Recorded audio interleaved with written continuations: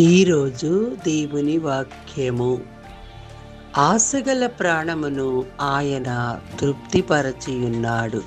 కీర్తనల గ్రంథము 107వ అధ్యాయము 9వ వచనము.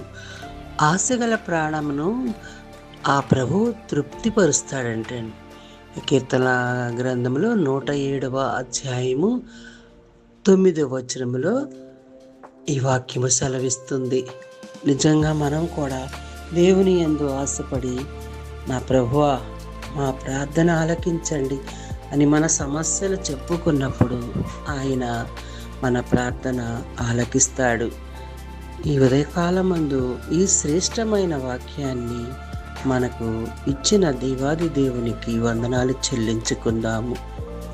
ఈ మే నెల 18వ తారీఖు ఈ ఉదయకాలమందు ఈ శ్రేష్టమైన వాక్యాన్ని మనము ప్రభువుతో మనవి చేసుకున్నప్పుడు మన ప్రార్థన ఆలకిస్తాడు. చిన్న ప్రార్థన చేసుకుందాం. సర్వశక్తిమంతుడా, సర్వోన్నతుడా, మీ మహిమ కలిగిన నామమునకు స్తుతులు, స్తోత్రాలు, వందనాలు ప్రభువా. తండ్రి, కుమార, పరిశుద్ధాత్మ దేవ, త్రియేక దేవ, వందనాలు ప్రభువా. తండ్రి, ఆశగల ప్రాణాన్ని తృప్తిపరుస్తావంటున్నాం ప్రభువా. తండ్రి, మీ యందు ఆశ పెట్టుకొని ఉన్నాం ప్రభువా.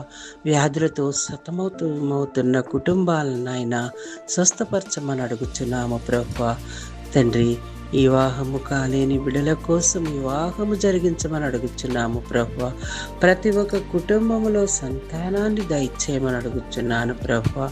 తండ్రి, ఎన్నో తండ్రి అప్పులతో సతమతమవుతున్న కుటుంబాలను ఆదరించమని ఆశపడి అడుగుతున్నాము ప్రభువా. ఆశగల ప్రాణాన్ని తృప్తిపరుస్తానంటున్నావు తండ్రి. రాత్రంతయు కూడా మమ్మల్ని కాసి కాపాడి ప్రభువా. ఈ ఉదయకాలమందు నాయన మిమ్మల్ని స్తుతించుకోవడానికి మా ఆశ మీ మీదే ప్రభువా. తండ్రి, ఆశతో అడుగుచున్నామయ్యా. తండ్రి, మా కోరికలను తీర్చమని అడుగుచున్నాం ప్రభువా. ఏ కుటుంబంలో ఏ అవసరం ఉందో మీకు తెలుసు ప్రభువా. హృదయ రహస్యం ఎరిగిన దేవుడు తండ్రి, మీకు స్తోత్రాలు చెల్లించుకుంటున్నాం ప్రభువా. తండ్రి, ఎంతమందో నాయన వ్యాపారం లేక ఉద్యోగం లేక బాధపడుచున్న వారికి ఉద్యోగాన్ని దయచేయమని అడుగుచున్నాం ప్రభువా. తండ్రి నాయన, ఎంతమందో నాయన చీకటి శక్తులు, అంధకార శక్తులకు లోనయ్యి ఎంతో వ్యధ చెందుతున్నారు ప్రభువా. ఆ వ్యధ నుంచి విడుదలను దయచేయమని నా చిన్న ప్రార్థన ఆలకించమని ప్రేమగల యేసుక్రీస్తు పరిశుద్ధ నామములో అడిగి వేడుకొనుచున్నాము తండ్రి. ఆమేన్.